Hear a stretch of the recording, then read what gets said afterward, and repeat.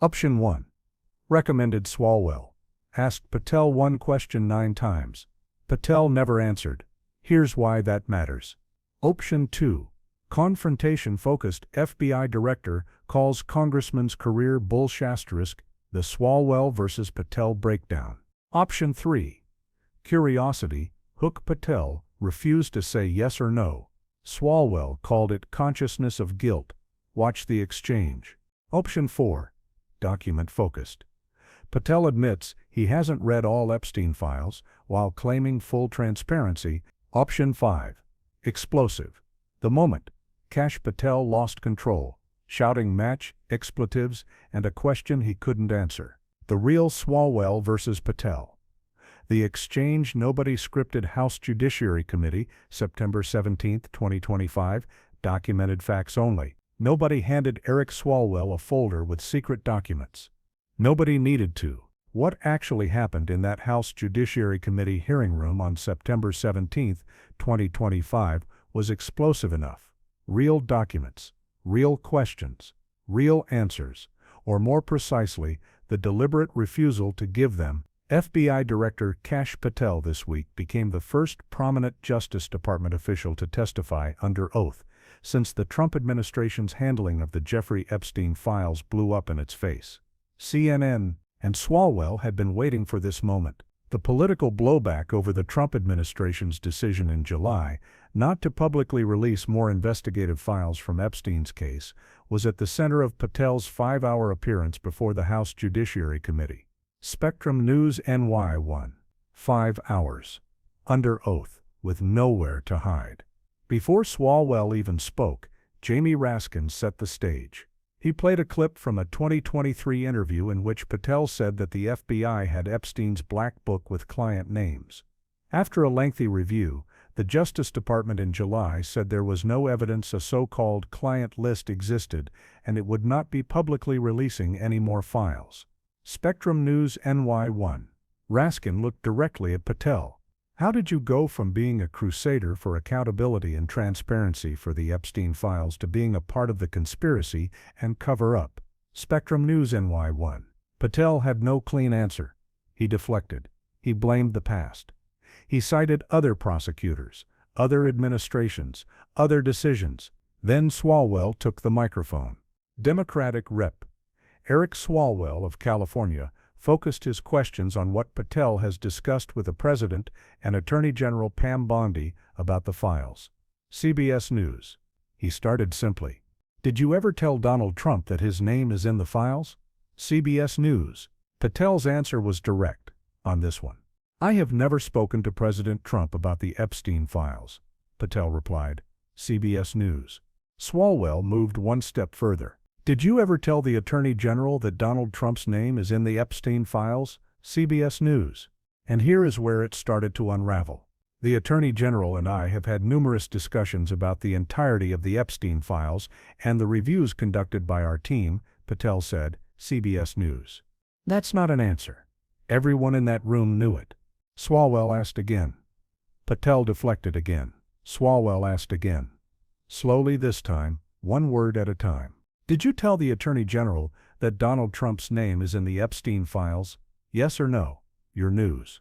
What Patel said next became one of the most watched clips of the entire hearing. Why don't you try to spell it out if you're going to mock me? Spectrum News NY 1. No? A, B, C? D? E? F? Don't want to do it? Your news.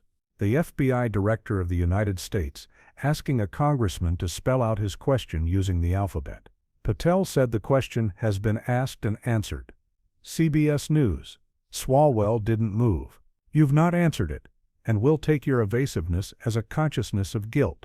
The question of how Trump was informed he was in the files is a significant one.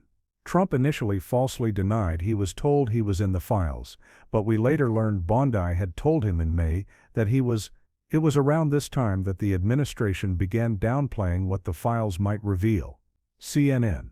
So the sequence of documented events is this: Bondi told Trump his name was in the files in May. The administration then began downplaying what the files might reveal. And now, When asked directly whether he told Bondi that Trump's name was in the files, Patel refused 9 times to give a yes or no answer. Patel never answered the question of how Trump was informed he was in the files. He instead said there had been many conversations about the files and noted the administration has released some documents with Trump's name in them. He later criticized Swalwell for not focusing more on crime in his home state. Deflect, attack, redirect, never answer. Then Swalwell shifted to the court proceedings with a real legal argument about a real court ruling. Director, you've played this cute shell game where you say you can't release everything because the court has said that it legally is not allowed to be released, but the court calls bulls asterisk. Swalwell said, Fox News. Swalwell noted that the DOJ's unsuccessful attempts to ask the courts to unseal grand jury transcripts in both Epstein's and Maxwell's cases were meaningless because the grand jury material contained no new non-public information and represented only a small fraction of the broader case files. Fox News. In other words, Patel was using court restrictions as a shield to justify not releasing files. The courts weren't even blocking. Then came the moment that stopped the room. In response to questioning from Rep. Eric Swalwell, Kash Patel revealed that he has not even reviewed all of the Epstein files. Swalwell's response was precise. You're the director of the FBI. This is the largest sex trafficking case the FBI has ever been a part of. Buck stops at the top. And your testimony today is you have not reviewed all the files? Think about what that means. The man responsible for deciding what gets released, the man who promised full transparency, had not even read everything in his own possession. Swalwell asked again if Patel would recuse himself from such investigations. No, Patel said flatly. CNN. And then the hearing reached its most explosive moment. I'm going to borrow your terminology and call bullshit on your entire career in Congress, Patel angrily shouted. It has been a disgrace to the American people. Your news. The FBI director, shouting an expletive at a congressman in a formal oversight hearing. Your fixation on this matter and baseless accusations that I'm hiding child pedophiles is disgusting, Patel said. Fox News, here is what we know as verified fact from this hearing. Trump's name is in the Epstein files. The administration has itself released some documents with Trump's name in them. Bondi told Trump in May that his name appeared in the files. It was around this time that the administration began downplaying what the files might reveal. Patel admitted he has not reviewed all the Epstein files he controls. Patel refused 9 times to answer whether he told Bondi that Trump's name was in the files. Republicans blocked a subpoena into Epstein's financials. Every judiciary Republican, except for Rep. Thomas Massie, voted against subpoenaing the CEOs of J.P. Morgan Chase, Bank of New York Mellon, Bank of America, and Deutsche Bank for testimony and records regarding $1.5 billion in suspicious transactions related to Epstein's sex trafficking crimes. House. That last fact. $1.5 billion in flagged suspicious transactions. Subpoena blocked by a committee vote. No fiction needed. Swalwell asked a simple question 9 times. The FBI director refused to answer it each time, deflected with insults, and eventually screamed an expletive across a congressional chamber. Swalwell said he would take Patel's evasiveness as a consciousness of guilt. You can agree or disagree with that characterization, but the documented facts are not in dispute. The question was asked. The answer was never given, and the FBI director, who promised full transparency before taking office, has not even read all the files he controls. That's the real story. No dramatics needed.